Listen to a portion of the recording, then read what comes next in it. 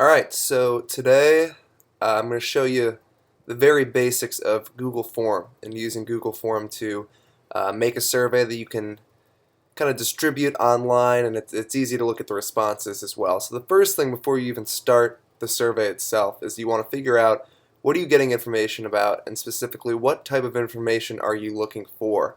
Because a big part of surveys that people don't understand is that you have to structure your questions in a specific way so that you're getting the right data back and that it's easy to look at.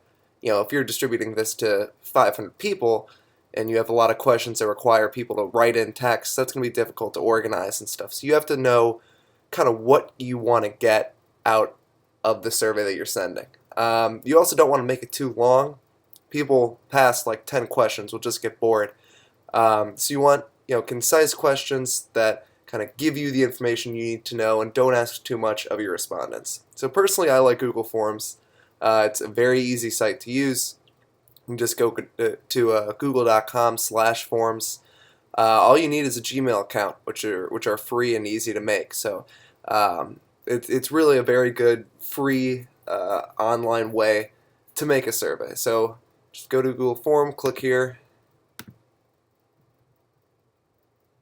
and it gives you kind of different styles that you can work with. It doesn't really add anything to the survey itself. It makes it look nice, so I guess for this, we'll just go with blank.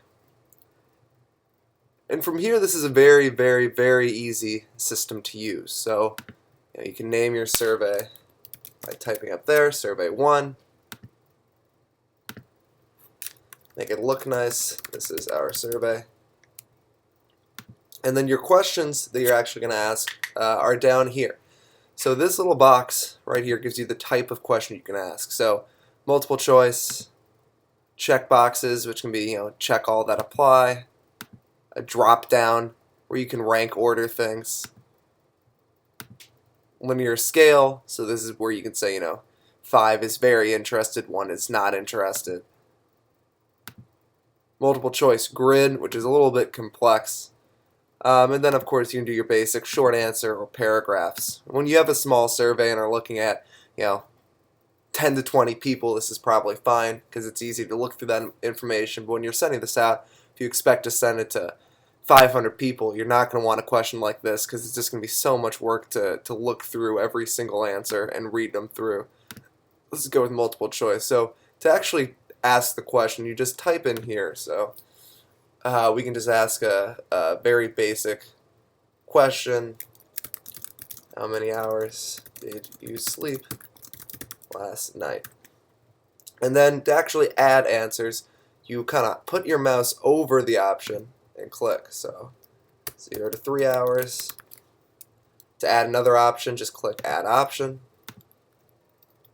4 to 6. Whoa. 4 to 6 hours. 7 to 9 hours, 10 plus hours. So if you only want those 4, that's all you need to do. You don't need to click outside of anything. You can just add a question to move on to the next one. You can always come back to edit your prior question by clicking on it.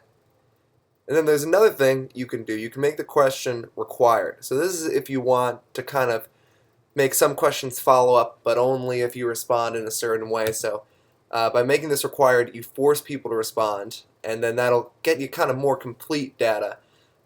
If you have a sensitive survey, things like that, you might want to make some questions required, some questions not, so that people don't feel uncomfortable.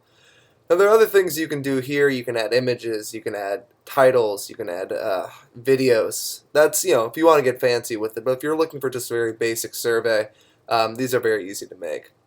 The other thing you can do for multiple choice, you can add other. So that's when you give an option for other and they can type in their answer.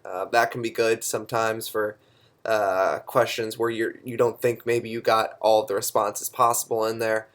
So that's a helpful feature as well. So you can do this for so many different types of questions. You can do checkboxes, and you can make your survey interesting, not all multiple choice, because it's easy to kind of switch from option to option. The other nice thing about Google Forms is that it has this very helpful response tab. So once people do start responding, they'll show up here and they'll be very nice, very clean kind of pie graphs. Very easy to see your data and know the responses you got. And the other thing is you can create a spreadsheet from your data if you want a real hard copy of every single response and when they responded and all of their responses. You can create a Google spreadsheet, which is also accessible in your Google Drive, and just kind of look at the hard data.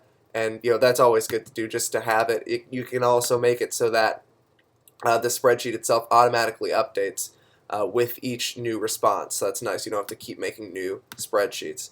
So once you've got all of your questions, hopefully more than just one and with a better name than Survey 1, you're going to go up here to Send. And this is when you send your survey out. So you can get a link for the survey. So you can post this link on Facebook groups, on your social media. You can email it if there are specific people that you want to take the survey. You can give them a message. You can even include the survey in the email so they don't have to click something.